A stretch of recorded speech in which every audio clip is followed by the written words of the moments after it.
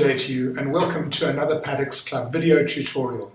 Today I think I would like to take an opportunity to talk to you about the duties of a developer, about the duties of owners and trustees when there are scheme extension rights under Section 25.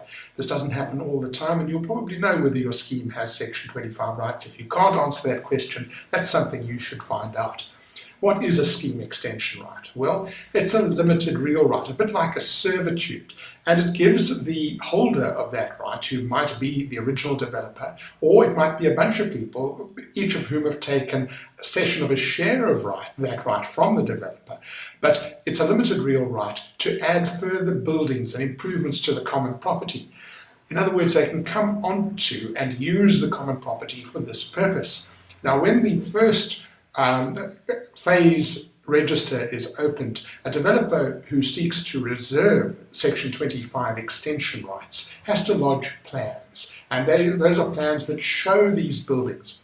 Not in a lot of detail, but in sufficient detail so that you can see what's going to be built. There's also an end result participation quota schedule that is lodged. So you can say, okay, when all these extensions, when these additional sections have been completed, then this will be roughly the participation quota schedule for the scheme. So that information is lodged at the deeds office. And what are the developer's rights? Well, he has the right to build the buildings and other improvements that are shown on the sectional plan. So that means he can come on and actually carry out the buildings. He can go to the local authority to have building plans approved for those additional buildings. He can get the Surveyor General's office to approve a plan drafted by a land surveyor or architect that shows the additional sections and any exclusive use areas, shows the new participation quota schedule.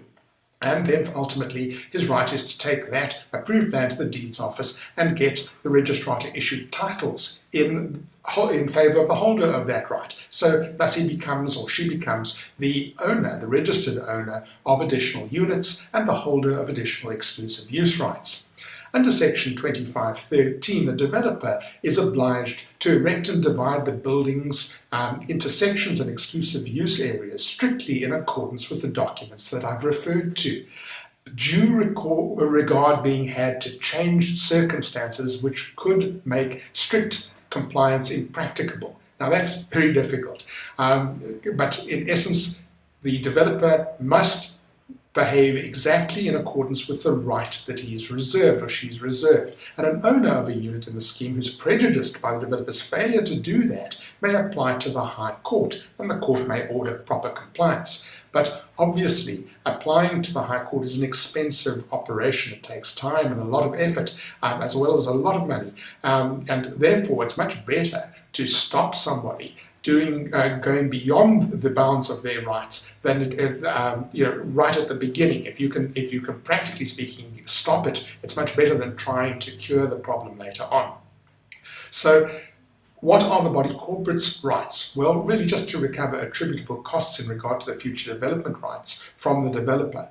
And an owner's rights? Well, an owner is entitled to ensure that the developer doesn't do more than they're entitled to, as I've explained. But also, every owner must know that the Surveyor General's office won't supervise us. They, in fact, don't have a copy of those plans I referred to. The deeds office also won't supervise it because although they do have the plans, the High Court has held that they don't have to check them, they don't have to make sure or do anything if the extensions go beyond the plans that have been put in. So owners need to be vigilant and, if necessary, go to court, as I've said, and the trustees should be aware of this and they should be looking after owners' interests in that regard.